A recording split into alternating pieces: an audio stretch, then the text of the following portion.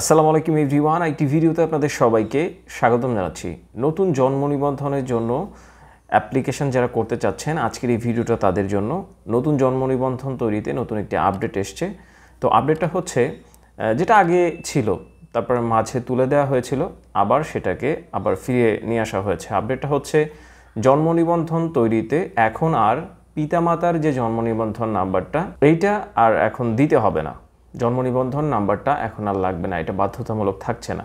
আপনারা সকলেই হয়তো জানেন যে জন্ম নিবন্ধনের জন্য, নতুন জন্ম নিবন্ধনের জন্য যখন আপনি আবেদন করছেন, তখন একটা স্টেপ থাকে যেখানে পিতামাতার তথ্য দিতে হয়। সেই স্টেপে যদি জন্ম নিবন্ধন নাম্বার না দেওয়া হতো, পরের স্টেপে যাওয়া যেত না।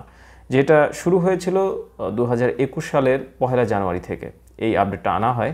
এবং সেই আপডেটে যেটা ছিল সেটা হচ্ছে যাদের বয়স 2000 সালের জানুয়ারি থেকে শুরু করে এরকম যাদের বয়স, যাদের জন্ম, তাদের জন্ম নিবন্ধনের জন্য আবেদন করতে হলে, সেটা আপনার নিজের জন্য হতে পারে, আপনার বাচ্চার জন্য হতে পারে।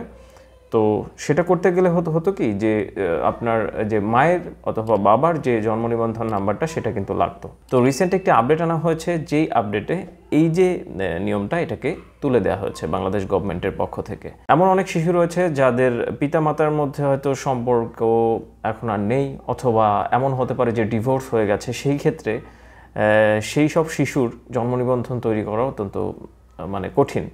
আর আরেকটি বিষয় হচ্ছে এতিম শিশুরা রয়েছে, যাদের জন্ম নিবন্ধন হয়তো তৈরি করতে গিয়ে অনেকেই হয়তো ভাবছেন যে কিভাবে করব, হয়তো জিনিসটাকে পেন্ডিং রেখেছেন। আবার অনেক এমন পথ শিশু রয়েছে যাদের জন্ম নিবন্ধন করা হচ্ছে না। তো সেই ক্ষেত্রে অনেক বিষয়কে মাথায় রেখেই বিষয়গুলো করা হয়েছে। জন্ম নিবন্ধন করতে গেলে পিতামাতার যে নাম, সেগুলো ওখানে থাকবে, অপশন থাকবে, সেটা আর ম্যান্ডেটরি থাকছে না, সেটা অপশনাল। দর্শক, আশা করছি আপডেটটা আপনাদের জন্য গুরুত্বপূর্ণ হবে। যদি সেরকমটা হয় তাহলে অবশ্যই নিয়মিত বিভিন্ন ধরনের কাগজপত্রের আপডেট অথবা বিভিন্ন কাগজপত্র সংক্রান্ত ভিডিও পেতে এই চ্যানেলটি সাবস্ক্রাইব করে এই চ্যানেলের সাথে সংযুক্ত থাকতে পারেন। আল্লাহ আপনাদের সবাইকে ভালো রাখুন, সুস্থ রাখুন। আসসালামু আলাইকুম।